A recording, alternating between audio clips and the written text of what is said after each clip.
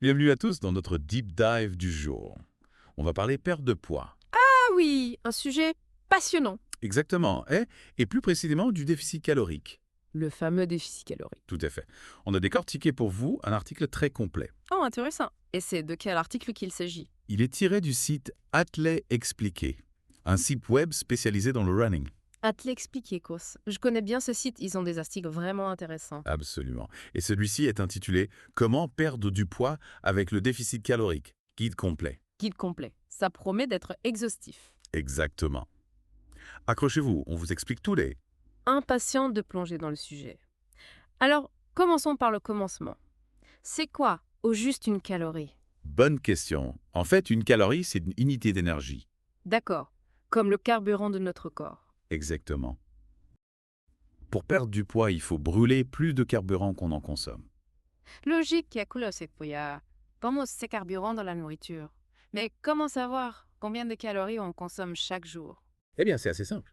Il suffit de regarder les étiquettes nutritionnelles. Ah oui, bien sûr. Et pour les aliments sans étiquette? Pas de panique, Et il existe des applications et des sites web. Ils fournissent toutes ces informations. super pratique. On peut facilement savoir combien de calories on ingère, mais comment savoir combien on en brûle? Ah, ça c'est un peu plus complexe. Notre dépense énergétique dépend de plusieurs facteurs. Je vois. Comme notre métabolisme de base, par exemple. Tout à fait. C'est l'énergie que notre corps utilise au repos. Mais l'article mentionne d'autres facteurs. Ah bon, lesquels ça? On a les calories brûlées pendant l'exercice physique, bien sûr. Oui, ça c'est évident. Mais il y a aussi le NEATA et l'effet thermique des aliments. Le netté, qu'est-ce que c'est que ça? C'est l'acronyme anglais pour Non-Exercise Activity Thermogenesis. Oui, en français, thermogénèse d'activité non liée à l'exercice. Ah, d'accord. Donc en gros, toutes ces petites activités du quotidien qui brûlent des calories. Exactement. Marcher, faire le ménage, jardiner. Ah oui, c'est vrai, on ne pense pas toujours à ça. Et même bouger nerveusement. Ah oui, ça compte aussi. Apparemment oui. Incroyable. Et l'effet thermique des aliments, c'est quoi ça? Oui. Eh bien, saviez-vous que votre corps brûle des calories simplement pour digérer la nourriture? Ah bon, Oui, c'est ce qu'on appelle l'effet thermique des aliments. intéressant.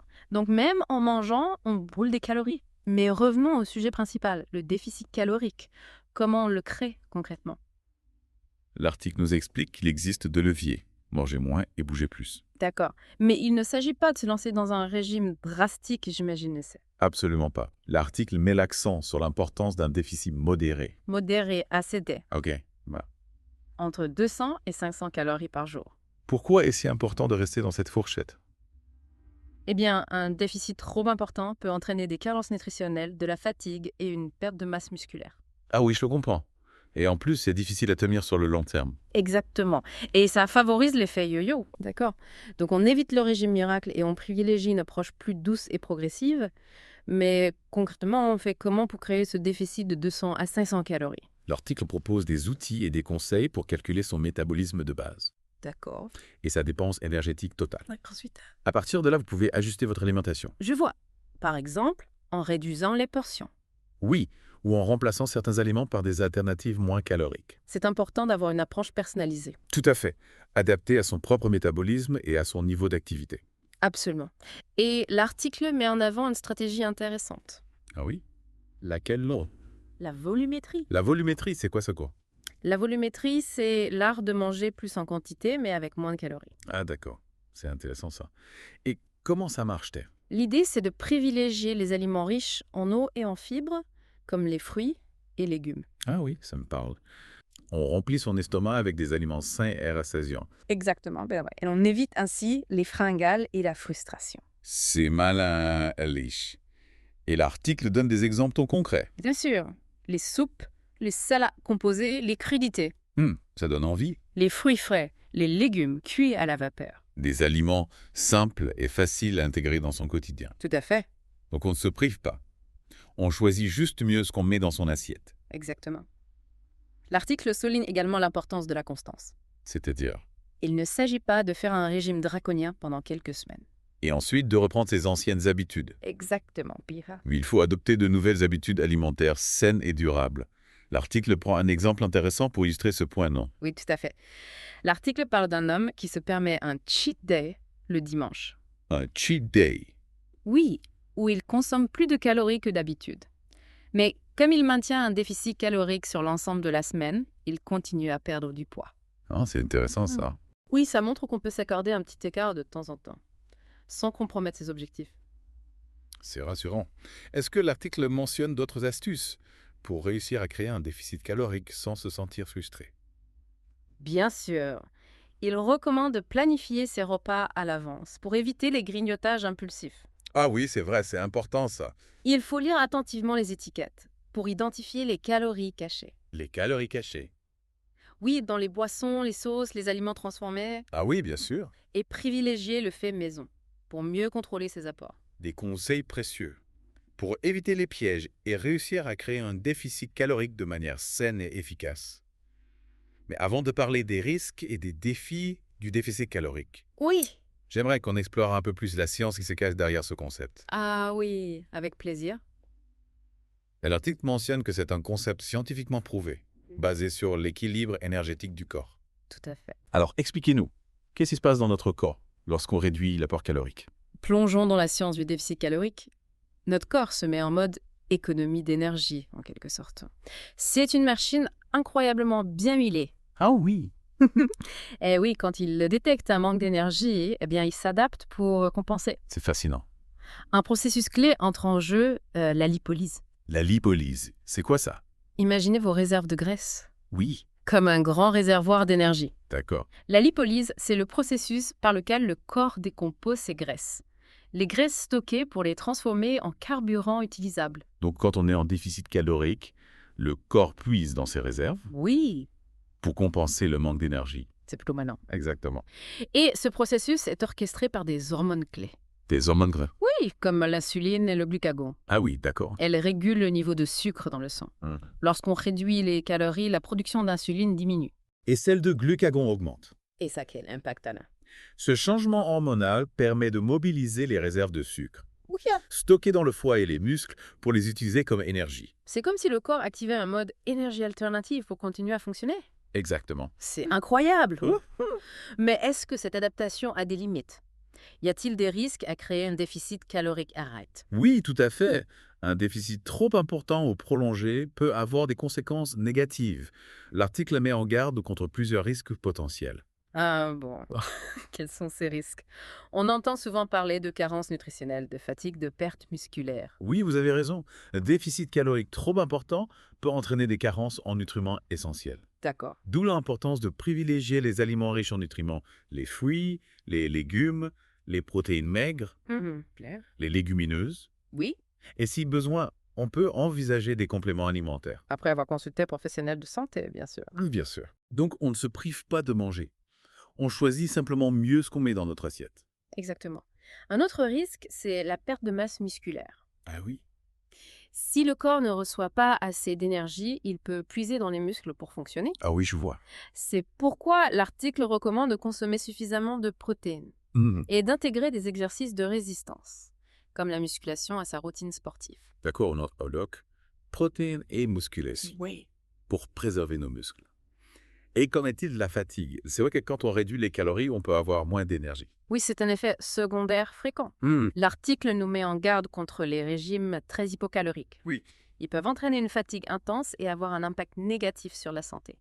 Il est important de viser une perte de poids progressive d'environ 0,5 à 1 kg par semaine et de s'assurer de dormir suffisamment.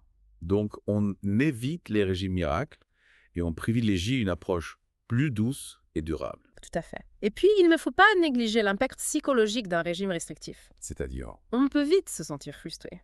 Oui. Avoir l'impression de se priver constamment. Oui, je comprends.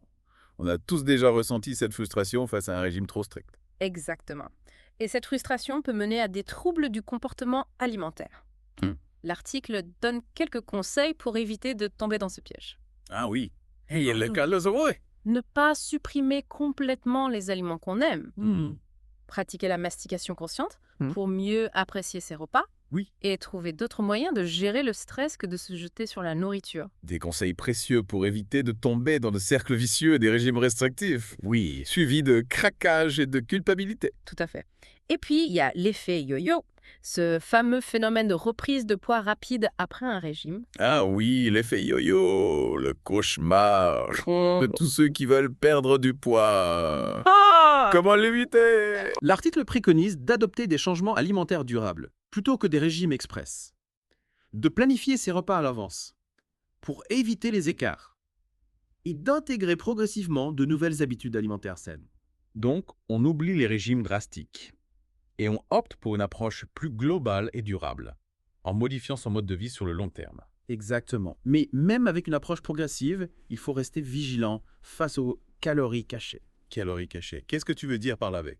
On ne pense pas toujours aux calories présentes dans les boissons sucrées, l'alcool, les sauces, les vinaigrettes. Ah oui, c'est vrai. On peut facilement faire exploser son compteur de calories sans s'en rendre compte. Un verre de soda par-ci, une sauce riche en crème par-là. Et voilà, le déficit calorique qui s'envole. Exactement. L'article recommande de lire attentivement les étiquettes et de privilégier le fait maison pour mieux contrôler ses apports. En préparant ses propres repas, on sait exactement ce qu'ils contiennent. Et on peut ajuster les ingrédients pour réduire les calories sans sacrifier le goût. Des conseils précieux pour éviter les pièges et réussir à créer un déficit calorique de manière saine et efficace. Mais au-delà des aspects pratiques, j'aimerais qu'on revienne sur les fondements scientifiques du déficit calorique. L'article mentionne que c'est un concept scientifiquement prouvé, basé sur l'équilibre énergétique du corps. Absolument. Comprendre ces aspects théoriques et physiologiques est essentiel pour appliquer le déficit calorique correctement et atteindre ses objectifs de perte de poids de manière saine et durable. Parlons-en. Alors, ex-gas, comment la science explique-t-elle le lien entre déficit calorique et perte de poids? Notre corps a besoin d'énergie pour fonctionner, c'est de base. Oui. Et cette énergie, on la trouve dans les aliments, sous forme de calories. Si on consomme plus de calories que notre corps n'en brûle, le surplus est stocké, sous forme de graisse. Donc, pour perdre du poids, il faut inverser la tendance. Exactement. Brûler plus de calories qu'on en consomme. C'est là que le déficit calorique entre en jeu. En créant un déficit, on force le corps à puiser dans ses réserves de graisse pour compenser le manque d'énergie. Ce qui entraîne une perte de poids. Exactement. Logiquement. Do. Et l'article insiste sur une approche individualisée. Pourquoi est-ce si important? Chaque individu est différent. Notre métabolisme, notre niveau d'activité physique, notre composition corporelle, tous ces facteurs influencent notre dépense énergétique.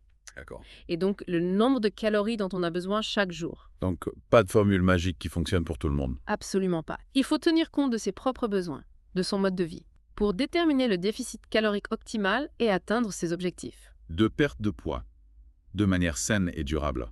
Et justement, l'article mentionne que les études scientifiques le confirment. Ah oui. Un déficit modéré, entre 200 et 500 calories par jour, est la meilleure option. Pour une perte de poids durable, tout en préservant la masse musculaire. Tout à fait. Un déficit trop important peut entraîner des carences, de la fatigue, une perte musculaire, un ralentissement du métabolisme. Donc on évite les régimes trop restrictifs. On privilégie la qualité des aliments. On écoute son corps, on s'accorde des petits plaisirs de temps en temps. Absolument. Et on se rappelle que le déficit calorique n'est qu'un outil, Ah oui. parmi d'autres pour perdre du poids. Mm. Il est important de l'associer à une alimentation équilibrée, une activité physique régulière, des changements durables dans son mode de vie. Une vision globale et holistique de la perte de poids. Exactement. Qui prend en compte tous les aspects de notre bien-être. On ne se focalise pas uniquement sur le chiffre, sur la balance. On vise un mieux-être général, physique et mental. Tout à fait. Et n'oubliez pas l'article qu'on a décortiqué. Oui. Comment perdre du poids avec le déficit calorique? Guide complet. Il est disponible sur le site Athlé Expliqué. N'hésitez pas à le consulter, Anne. Exactement. Pour approfondir vos connaissances. On vous encourage à lire l'article. Oui, pour découvrir tous les conseils et astuces pour appliquer le déficit calorique de manière efficace et sans danger. Et pour vous laisser réfléchir, on vous pose une question. Ah oui. Laquelle? Quels petits changements pouvez-vous apporter à votre quotidien? Pour créer un déficit calorique durable et atteindre vos objectifs. Vos objectifs de perte de poids. On vous laisse méditer. Et on vous dit à très bientôt pour un nouveau Deep Dive.